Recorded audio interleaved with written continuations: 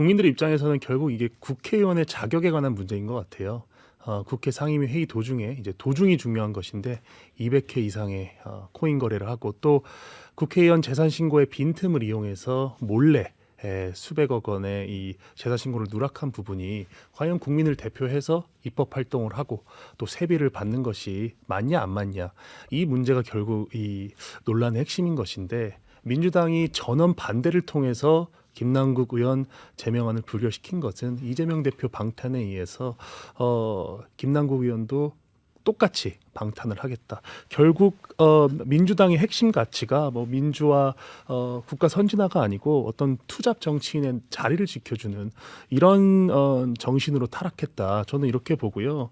사실 이럴 거였으면 윤리특위 자문위원회 열어서 의견 청취를 왜 한 건지 굉장히 저는 부질없는 행위였다, 이렇게 보고, 김남국 의원 개인적으로도 그간 일련의 행동들이 너무 좀 저열한 부분이 있습니다. 처음에는 당 진상조사단 꾸려져서 내가 자료 성실히 내겠다 하다가 안 냈어요. 그 다음에는 이제 새신을총 직전에 탈당계를 제출하고 도망을 갔거든요. 그리고 이제 저번 주에는 이제 윤리특위 소명 전에 갑자기 또 이때도 30분 전에 불출마 선언하면서 뭐 눈물까지 흘리면서 일종의 뭐 감성팔이 같은 거를 한 것인데, 저는 이런 모습을 보면서 최근에 사실 민주당의 논란도 많았고 도덕적인 이슈도 많았는데 일련의 패턴이 있습니다. 처음에는 문제가 생기면 사과를 하고 뭔가 조치를 취할 것처럼 행동을 하다가 결국에는 아무것도 안 합니다. 책임도 안 지고 처벌도 안 받고 이런 방향으로 가는 것이, 이번에도 어떻게 보면 이 김남국 의원의 이 대처하는 당의 모습이 어떤 민주당의 선처 프레임, 이런 것들을 좀 보여준 것 같고, 저는 마지막으로 어떤 기자분이 쓴 글 보니까 김남국 의원의 불출마 선언이 뭐 신의 한 수였다. 그 이유는 제명을, 그러니까 그 의원직을 유지할 수 있었기 때문에 신의 한 수였다, 이런 표현을 썼던데, 김남국 의원 개인으로 보면은 세비도 앞으로 6억 더 수령하고 임기도 유지되기 때문에 그럴 수 있는데, 민주당 차원으로 본다면 이것을 어떻게 보면 당의 초가상관을 다 태워버리는 그런 도덕적 퇴행이다, 이렇게 보고 있습니다. 김남국 의원이 이제 불출마 선언했단 말이에요. 네. 그건 이제 민주당 입장에서는 좀 정상 참작할 수 있는 그런 환경이 만들어졌다, 이렇게 판단을 한 것 같아요. 그래서 이제 결과를 보면 결국 이제 3대3으로 부결이 됐기 때문에 민주당 소속 윤리특위 소위의 멤버 3명이 다 반대표를 던졌다고 보여지고요. 반대표를 던진 것은 뭐 정상 참작 등 해가지고 대체적으로 민주당 내의 흐름을 반영한 것으로 보여지는데, 이렇게 이제 반대표를 던진 것은 제가 볼 때는 크게 두 가지 같아요. 하나는 이제 비례성의 원칙에 따른 것, 또 하나는 이제 형평성의 원칙에 따른 것, 이렇게 생각이 됩니다. 비례성의 원칙이라 하면 일단 죄에 대해서 책임을 물을 때는 합당한 거기에 걸맞는 이제 책임을 물어야 되는데, 김남국 의원의 코인 투기 의혹, 그러니까 뭐 상임위 그런 뭐 기간 동안에 이제 코인 거래를 했다는 거 아니겠습니까? 그리고 또 보유액이 또 100억에 이르고, 이런 부분이 이제 국민들의 눈높이에는 맞지 않는 것이죠. 그래서 책임을 물어야 되는데 본인이 이제 불출마 선언했단 말이에요. 정치인 이제 불출마 선언한 것은 가장 가혹한 형벌인데, 이걸 이제 스스로 이 형벌을 뒤집어 쓰는 상황에서 과연 제명이 합당한 것인가라는 그런 부분에 대한 고심이 있었을 것 같고요. 두 번째로는 일단 권영세 의원 같은 경우, 이제 권영세 의원 하면은 사실은 이제 여권의 중진 의원 아니겠습니까? 그리고 또 윤핵관이라고 볼 수 있는데, 이분 같은 경우도 한 3년여 동안에 한 누적 금액이 100억 정도 돼요. 그리고 400여 차례 했거든요. 근데 여기에 대해서도 지금 장관 재직 시에 했단 말이에요. 그럼 이제 근무 중에 했는지 안 했는지는 이건 뭐 아직 조사가 들어가 봐야 되는 이런 상황. 그래서 이 두 가지를 봐서 제가 볼 때는 이런 반대표를 던진 것이 아닌가, 이렇게 생각이 됩니다. 네, 우리 김행 비대위원도 예상을 하셨나요? 저는 이제 방송에서 민주당 쪽에서 나온 뭐 현역 국회의원들이라든가 패널분들이 그러시더라고요. 20일 연기됐지만 그럼에도 불구하고 그 중에 민주당 쪽 윤리위원 3분 중에 한 분 정도는 아마도 의견을 달리할 거다. 네. 그래서 그 윤리성이 회복이 될 거다. 기대하시라. 이렇게 저한테 하신 분도 있어요. 그래서 네. 혹시나 했어요.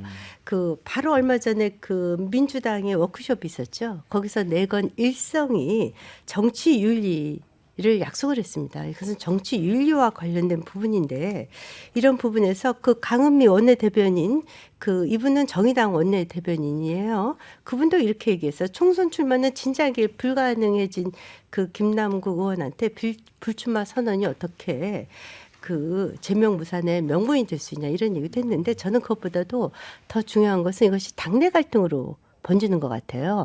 왜냐하면 내년 4월 총선이 코앞에 있지 않습니까?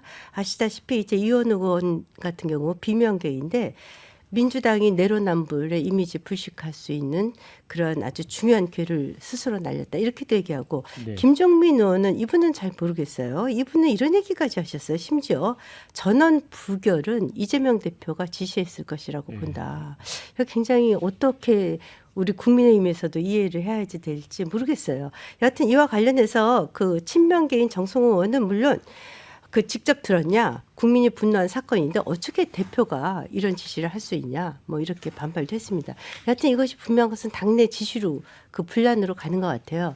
근데 저는 그것보다는 이제 근본적인 좀 질문을 던지고 싶은데 지금 우리 당도 마찬가지입니다.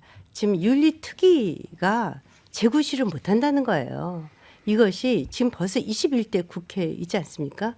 무슨 일이 생기면 여당이건 야당이건 할 것 없이 자당의 국회의원들을 이런 핑계 저런 핑계를 대고 이렇게 보호하는 것은 정말 국민들한테 보기 부끄럽다. 이건 다 반성해야 된다. 이런 생각을 합니다. 네. 우리 소영주 부대변인. 네. 김남국 의원 부분들이 참 논란이 컸었죠. 그러니까 코인 거래를 상임위 중에 하는 부분들이 뭐 영상으로도 나오고 보도도 되고 하면서 국민들이 보기에 눈높이에 맞지 않았다라는 점들은 공익민주당 내에서도 공감을 했기 때문에 진상조사위원회도 꾸렸었고요.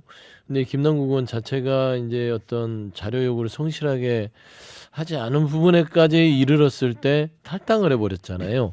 그리고 나서 이제 윤리특위로 갔는데 일련의 과정을 보면 결론만 따지고 보면 김남국 의원은 살았지만 살아도 산 게 아니다 라고 저는 좀 판단이 되고요. 두 번째는 본인은 살고 당에는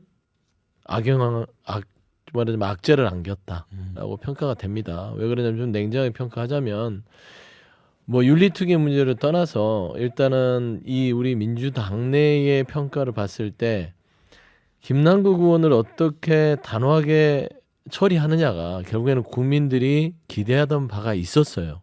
근데 그게 뭐 김남국 의원이 마지막에 뭐 눈물로 읍소를 하고 또 불출마 선언도 하고 뭐 여러 가지 장문의 어떤 반성의 글을 썼기 때문에 이거를 참작하자라고 해서 소위를 연기를 했지만 연기하는 순간부터 이미 내부적으로 흔들렸다는 것이고 그런 부분들이 국민들은 뭐지?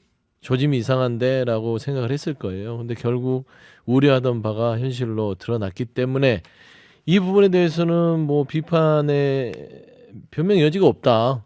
이 부분은 이제 뭐 민주당의 일원은 아니지만 민주당의 당적을 가졌던 김남국 의원에 대해서 책임 있게 국민들한테 결단을 보여주지 못한 부분에 있어서는 뭐 당이 또 이 부분을 책임질 부분은 책임져야 되기 때문에 저는 또 당원의 일원으로서 아쉬움이 굉장히 크다라고 좀 말씀을 드리고 싶습니다.